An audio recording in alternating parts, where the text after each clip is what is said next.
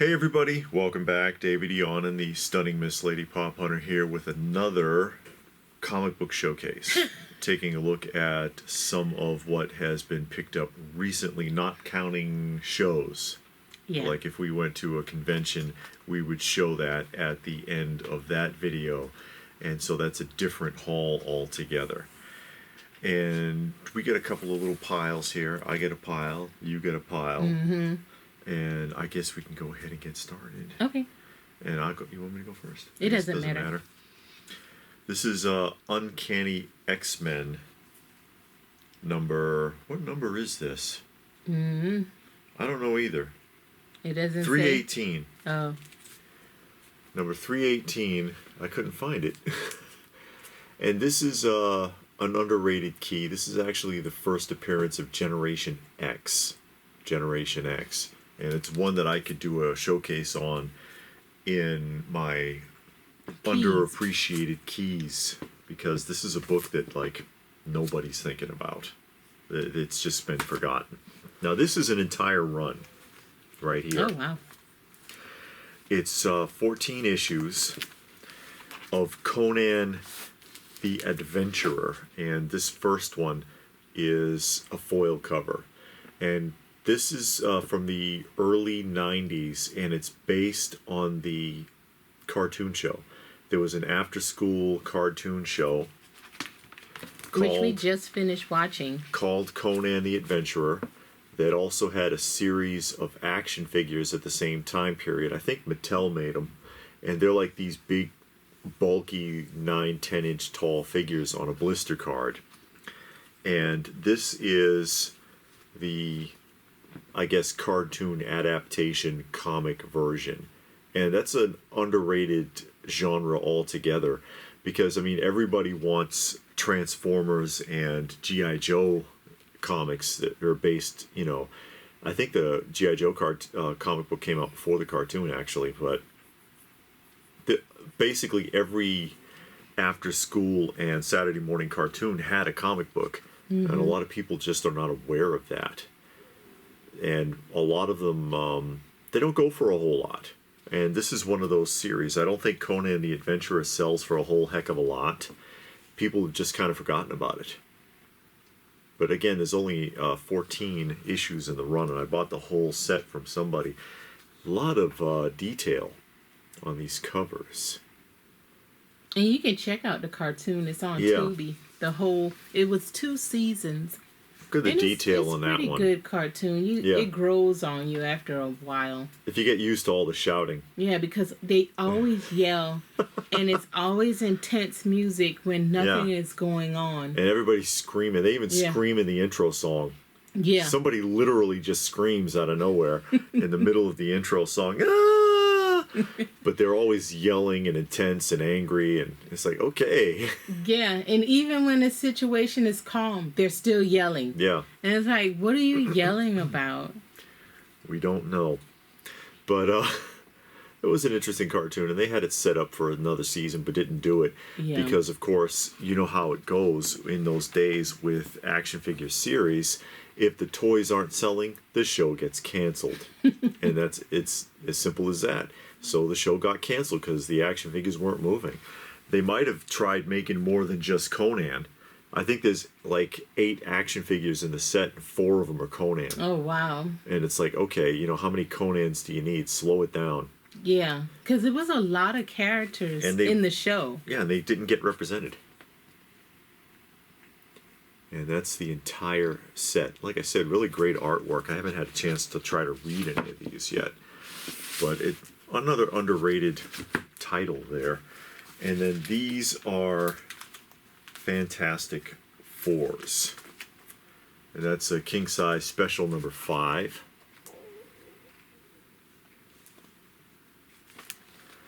Number 38.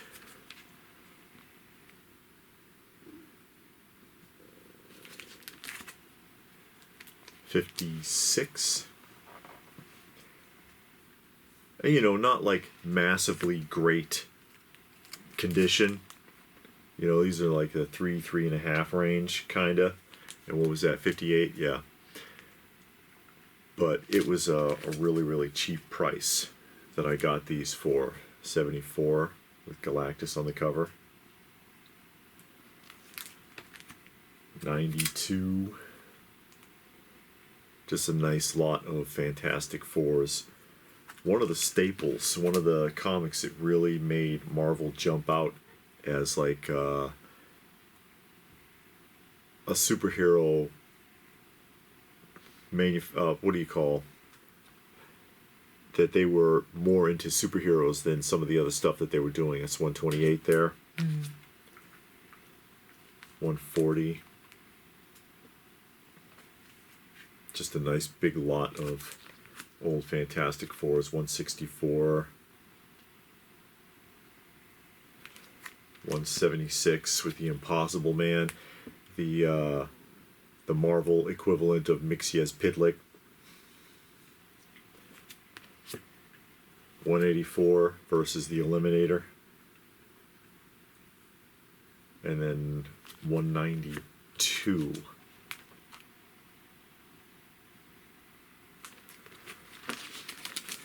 And that's all I got, folks. So it's my turn. That's enough. I know. Yeah. And I have this, the Riddler. Oh, this is the modern ones. Yeah, Batman, the Riddler. And this is from the One Bad Day one-shot series. And I bought a bunch of the variant covers because I have intentions. I bought these with the intention of getting them graded. I don't really care to have my books graded, but when I bought these, I want to read them. And I'll read one because I got, like I said, several of the variant covers, but I'm also get them graded.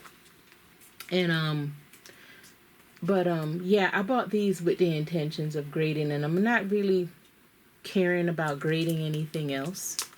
But I wanted to grade these, so I'll get the whole set. You know, I probably won't get as many variant covers, but I will get the whole set. Uh-oh. This is Flash Gordon. And we said before, we watched the Flash Gordon TV show, the 1979 cartoon. It's on Tubi. Really good show. Yeah, and it's one season. I think it's one season, and the first half is one continuous story. No, it's two seasons, but the second one gets weird. Yeah, the first season is one continuous story. It's about Flash Gordon and how he got to the planet Mongo and his whole escapades there. These, I just wanted to say something, these Classics Illustrated, which have fantastic artwork on the covers, by the way, are completely underrated. A completely forgotten genre of collecting. You see these in like the dollar bin. Yeah. People just do not care about those Classics Illustrated. Buck Rogers. Buck Rogers. Gil Gerard. And I'm collecting the entire Dead of Night series, and I have all except for 3. So I need 3 more to complete the set. Okay. Dead of Night. Yeah. And this is a Marvel horror genre. So I'm excited to be completing that up. Because it's only 11 books in the series. So it's not a lot. And they're not expensive at all. You can find them on eBay for under $10. But this one I got in a lot. Somebody had a lot. And I think I bid on it. And I was the only bidder. And it was really cheap. Yeah, because just like with the war titles, a lot of those like 70s and 80s horror titles, you know, people just don't seem to really care too much about them. Yeah. They've been forgotten.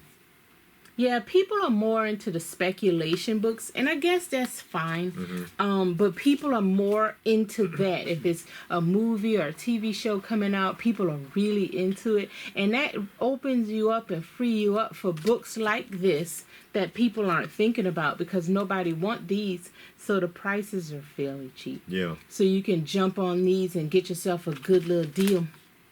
Uh-oh. And that one's really rough. we actually read this one, and there's some good stories. It's like 3 stories in there. And it's all high school teenage drama going on. New girl in town, and she's getting shunned by the locals. Cameo by Miss Kitty here. Yeah. she's getting shunned by the locals. So. Girls in love. Yeah. And I think I didn't show these before because I had these. I think these are on me. And usually with these romance books, I'll buy out a lot on eBay or Mercari, or I'll win a lot, and that's how I get these. Yeah, primarily reader copies here. Yeah. This one I just got in today. And this one is funny. It says, "Oh, Alan, I'm singing my heart out just for you." And then this guy right here is saying, "Poor girl, she doesn't know he's through with her." It's just hilarious. The stuff that they say in these books. Oh my God, the ads too. Look at the 10-way hairpiece. You want to buy some hair extensions?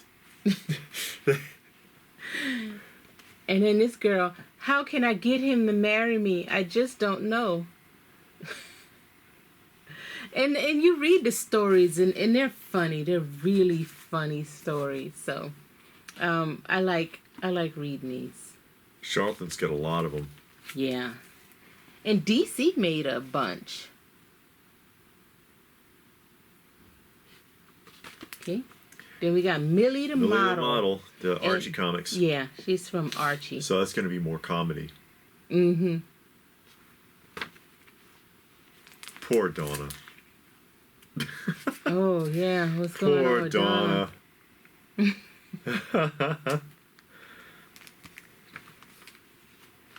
This one is Love at Sea.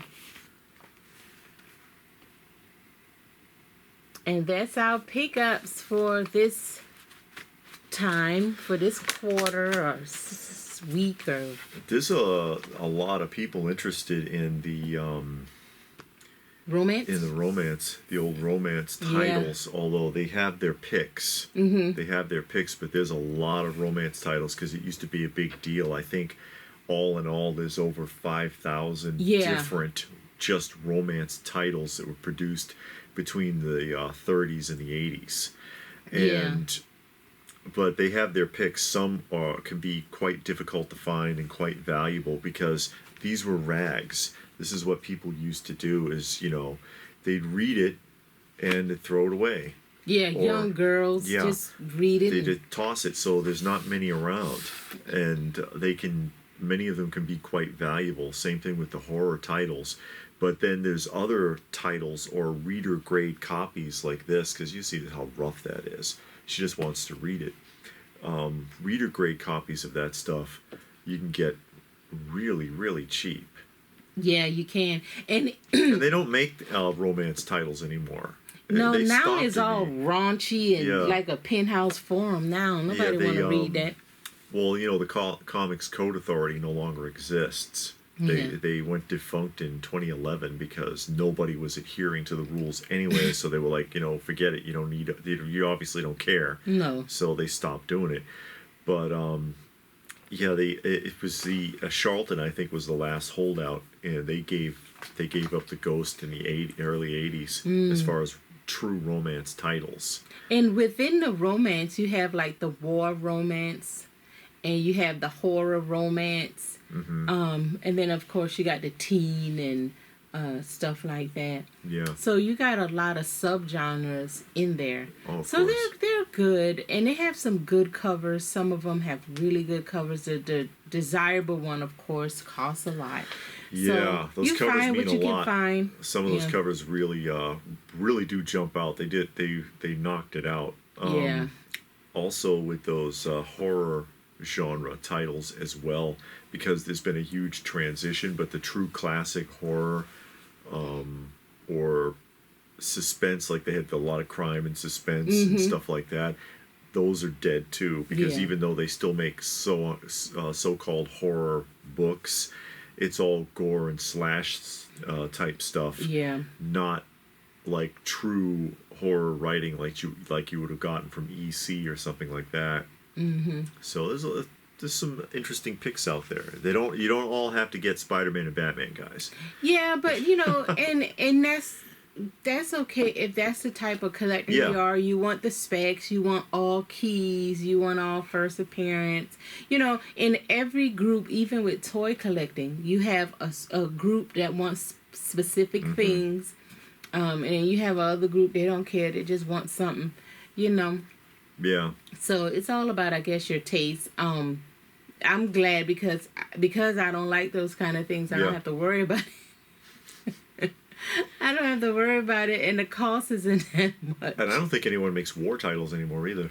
I don't think so. Yeah. I don't think so. I think the last war books came out with Vietnam, because you had that Nam book. Yeah, unless there was some during Desert Storm. Which I don't know. I don't remember. But yeah, hey, there you go, guys. What do you think? Let us know what your thoughts are in the comments section down below. Did you see anything that's interesting? I'm always fascinated by these cartoon-related titles. Yeah. And how little love they get. I think one that does do well is probably the Chuck Norris and the Karate Commandos, based on that show.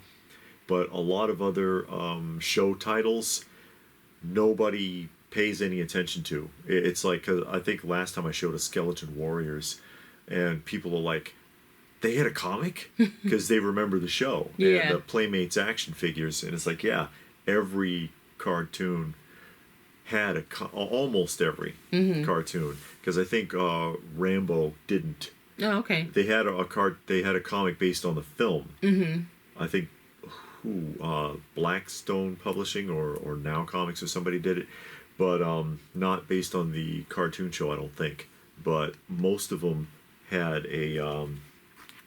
a title, and a lot of those titles, they don't go for much. I mean, that Skeleton Warriors #1's probably less than $5. So's this one. Yeah. You know.